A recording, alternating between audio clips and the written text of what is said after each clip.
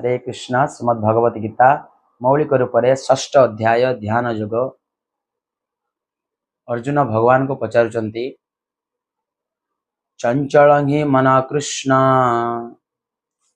प्रमाथि बलवत् दृढ़ तस्य अंग निग्रहं मन्ये वायुरीव सुदुष्करम।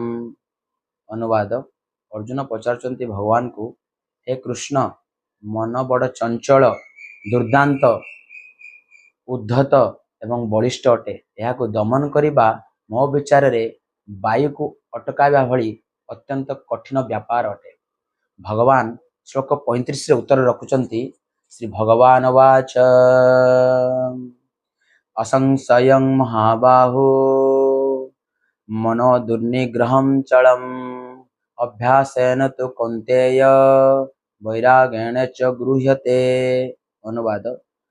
भगवान अर्जुन को कहते, हे महाबाहु कुंती पुत्र, मन को संयत करने वास्तविक बड़ कठिन किंतु असंभव नुहे। बराबर अभ्यास एवं वैराग्य बल रे संभवपर। हरे कृष्ण।